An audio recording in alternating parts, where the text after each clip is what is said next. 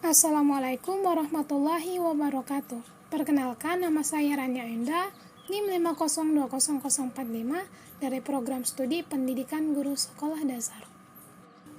Pada kesempatan kali ini, saya akan menelaah buku siswa, buku guru, silabus, dan RPP.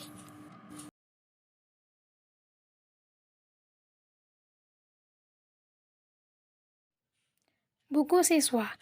Dalam Peraturan Pemerintahan Nomor 32 Tahun 2013 tentang Standar Nasional Pendidikan, Pasal 1 Ayat 23 dijelaskan bahwa buku teks pelajaran adalah sumber pembelajaran utama untuk mencapai kompetensi dasar dan kompetensi inti. Guru dan siswa dapat mengembangkan atau menambah kegiatan sesuai kondisi dan kemampuan sekolah, guru, dan siswa.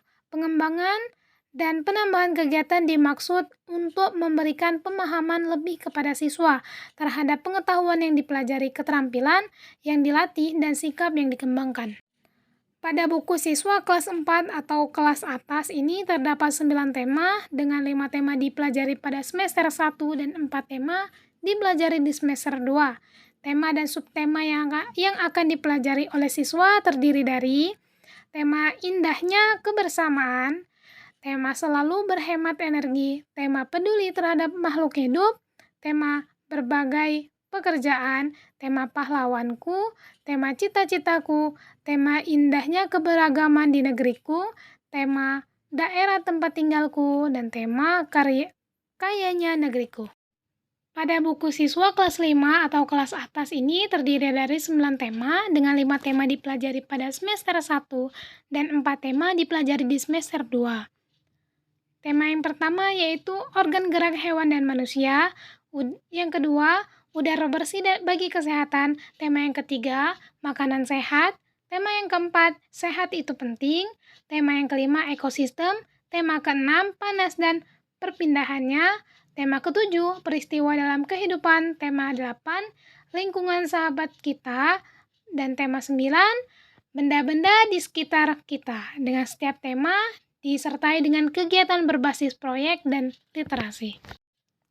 Pada buku siswa kelas 6 atau kelas atas ini terdiri dari 9 tema dengan 5 tema dipelajari pada semester 1 dan 4 tema dipelajari semester 2. Tema pertama yang akan dipelajari yaitu selamatkan makhluk hidup, yang kedua persatuan dalam perbedaan, yang ketiga tokoh dan penemuan, yang keempat globalisasi, yang kelima wirausaha, yang keenam menuju masyarakat sejahtera, yang ketujuh kepemimpinan, yang kedelapan bumiku, yang kesembilan menjelajah angkasa luar.